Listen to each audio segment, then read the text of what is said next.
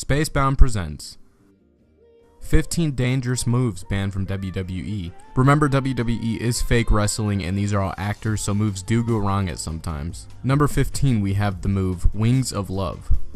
Performed by WWE's Michelle McCool, it was impressive to see someone her size handle this move with as much discipline and poise as she did. She had the strength and balance to lift her opponent in the air, hold her there for a few moments, and then slam her down face first. And look at Michelle McCool, hoping to close in on the victory. Michelle calls that the Wings of Love. Number 14, Orton's Punt. Banning Orton's punt was somewhat surprising because we felt that he had more control over his kick impact than a lot of other wrestling moves, which target the head and neck. Nevertheless, the WWE banned Orton's punt because of concussion awareness. Do you guys think this move should have been banned? Let us know in the comment section.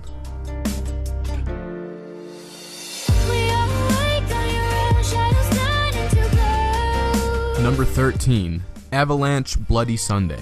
This is a move that will drive your opponent's soul straight to hell, literally. A variation of the once devastating but now harmless DDT, Avalanche Bloody Sunday is a free-falling maneuver that will never see in a WWE ring. The opponent climbs the rope with his victim, holds their victim's head in a DDT position, and jumps off the top rope.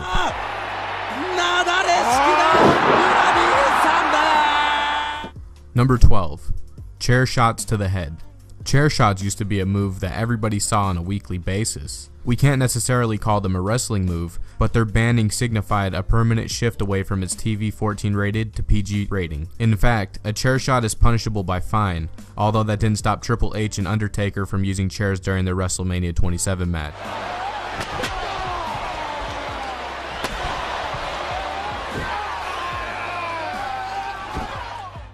Number 11, Double Underhook Powerbomb, or the Tiger Driver. While stars like Chris Jericho and even Cesaro have recently performed this maneuver, all variations of the move have now been outlawed by the WWE.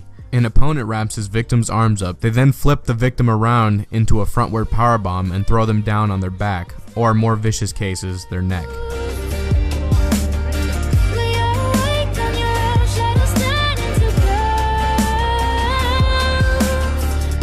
Number 10, the Canadian Destroyer. The Canadian Destroyer will be one of the most impressive moves you'll ever see. Created by Canadian wrestler P.D. Williams, it involves one too many backflips and pile drivers to be used within the WWE. To perform the move, Williams would place his victim in a powerbomb position. He would then flip over his opponent's back and powerbomb them backwards. The clothesline, double him over with the boot to the midsection. Oh my goodness, there it is! You see that? The Canadian Destroyer! Number 9, the 450 Splash. Justin Gabriel's botched 450 splash is one way to get the move banned from WWE. We go back and watch the clip and Gabriel actually perfectly executes the flip. The problem was, the less experienced wrestler landed on Randy Orton, who was trying to roll out of the way. Clearly dazed, Orton got up and finished the match later with an RKO. However, the damage had been done. Earlier, but I guess Gabriel 450 splash! Still got him. The back of Orton. Orton was rolling out of the way. Number 8, the original pile driver. The notorious move that broke Steve Austin's neck, though it was just a slight variation of this, ushered in a new set of regulations to help protect wrestlers' heads and necks. The original pile driver is when an opponent puts his victim's head in between his legs, lifts him up by the belt buckle, and slams him headfirst into the mat. Because of the lack of control, both wrestlers have to prevent serious injury. Oh no! Pile driver! Number 7 is the Kawada Driver, or the Gonzo Bomb. The move is disturbingly dangerous for one reason and one reason only. It was a total accident. Its originator, Toshiaki Kawada, attempted to powerbomb his opponent, but failed. What happened next was sickening. Kawada, unaware of the counter, slammed Misawa on the back of the neck.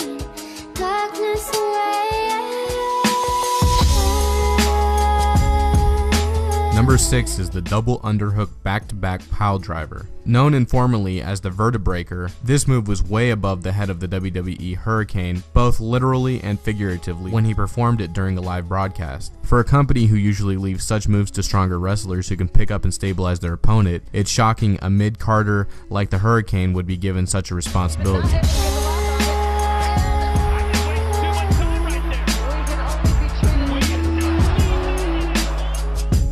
Number 5, the Shooting Star Press. It's easy for you to understand why the WWE banned this move after seeing Brock Lesnar botch it during a match with Kurt Angle. The former UFC fighter surprisingly climbed to the top rope, awkwardly studied himself a couple times, leaped high into the air, and then tried to flip on the Angle.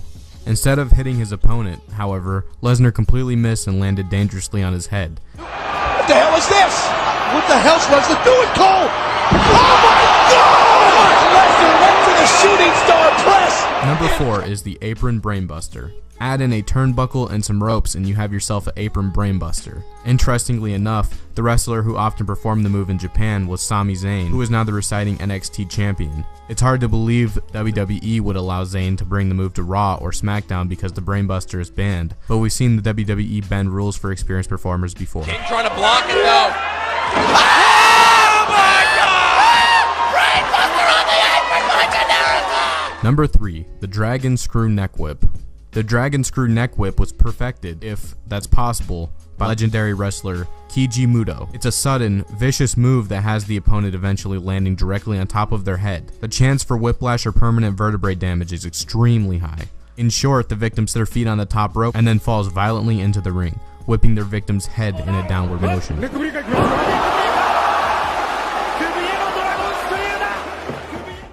Number 2, the Kaneko Buster.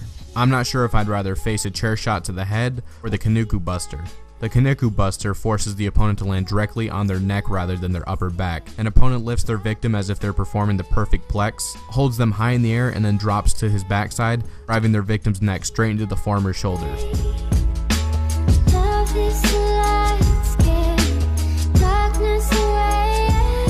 And at number 1 we have the original pedigree. The original pedigree was a funeral waiting to happen. Triple H's victims were helpless as they landed awkwardly on the top of their head. Worse, he held his victims' hands behind their back throughout the duration of the move, which forced them to take full impact of his finisher to their head rather than their hands, chest, or face like today, and we're confident the company wouldn't allow its variation to make a comeback anytime soon. Made so many mistakes, I know that my niggas relate. Just to rattle my case, so much shit they sat on my plate. She know me through records, but she don't know me too well.